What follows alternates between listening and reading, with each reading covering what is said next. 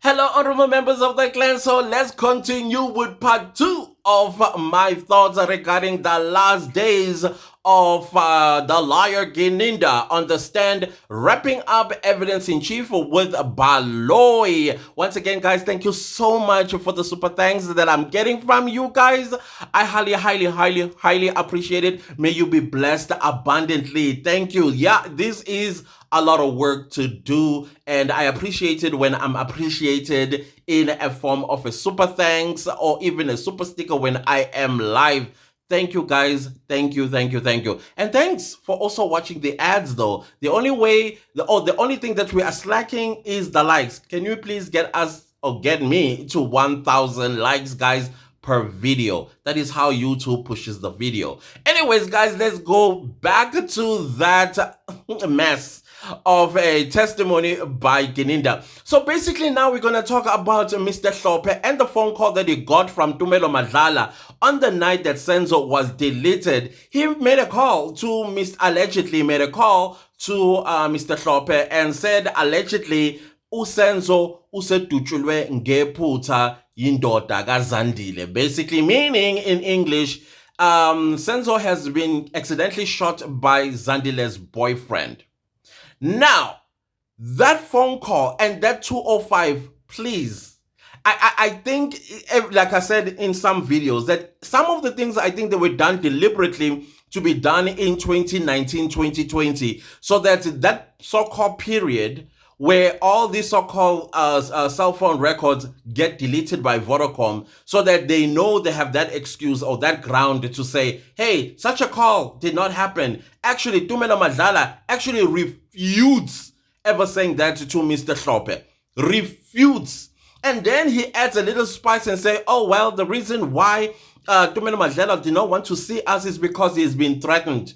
Threatened by whom?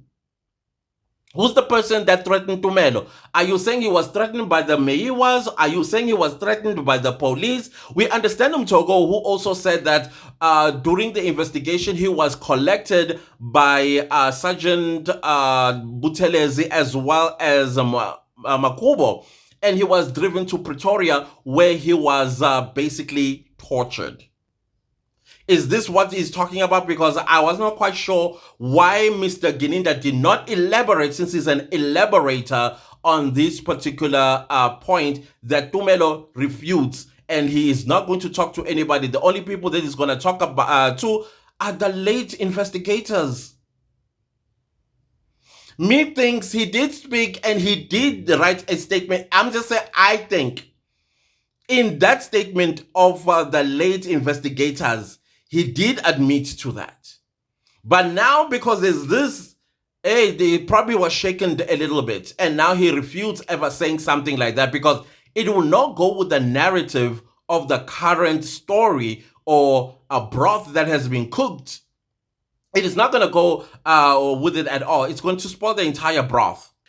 And so how did they also find out, or maybe how it was confirmed that Tumelo Madlala had made this call? Apparently during the briefing from the previous investigators to the new ones, which is led by Geninda, they met with the Meiwa family. And it is where the Meiwa family asked why this case taking so long, because Tumelo Madlala had said this to the in-laws of the Meiwas. And then he's like, well, we'll go and check it out. Apparently, they did visit Tumelo. Tumelo was like, no, I'm sorry, I cannot talk to you. I don't know you. I only know this investigator, and he's afraid to talk because he's been threatened.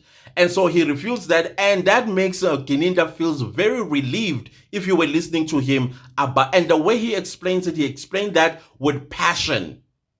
And apparently, there have been 5 different statements that Mr. Hlophe has submitted to the investigating officers since there is an exchange of hands in this matter. And allegedly, he's been consistent in that story. He never changed anything. He never added anything. But I believe they're trying to toss out that particular evidence.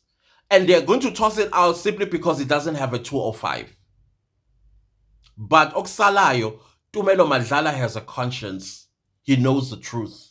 But then again, I was also wondering, why are we talking about dead people who can't come to the stand and respond for themselves? Because there was a time where the defense were talking about some people that had passed on, like the Ngache. And Judge Rata stood up and said, no, no, no, we can't be talking about people who are dead because they can't speak for themselves.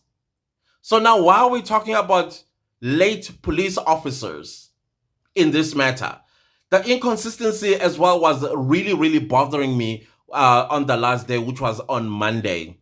And another thing that I also want to highlight here, on the 26th of October 2014, the people that were in the Tumelo house, they were drinking. I think at some point, Tumelo Madlala may have been drunk.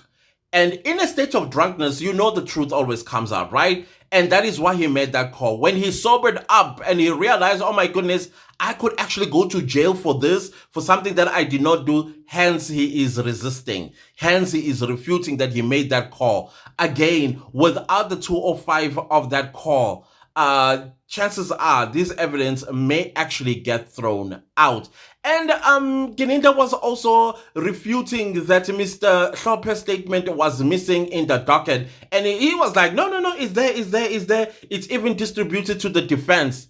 But then again, why would the defense say that the statement was stolen? I believe it was Maywa's brother, Sfiso, who said Hlophe's statement was stolen by Gininda, allegedly. And so he says, no, no, no, the statement has always been in the docket. Now the copy of it is with the defense. But the thing is, there can never be smoke without fire, though, hey? I think all of this is being handed over, and I will be very interested to hear from the defense. When did they get this statement? Was it always been there since the beginning of trial de novo? Or they just got it recently? Because now, if they got it recently, that means it was withheld all this time. And for what reason? We got to ask these questions. Very important to ask these questions, in my opinion. Anyways, guys, those are my thoughts regarding this part of Mr. Liar Gininda's testimony, which of course was an evidence in chief. Thank you guys so much always for your support. I highly appreciate you. And thank you for also allowing me in December to bring a different content for you guys to keep ourselves busy until February of 2025. Anyways, the content is to develop us. Because at the end of the day, it's important that we make a living, and we also have an extra stream of income as well. And if we know people that are unemployed, we can also expose these opportunities to them, because right now everybody do have smartphones.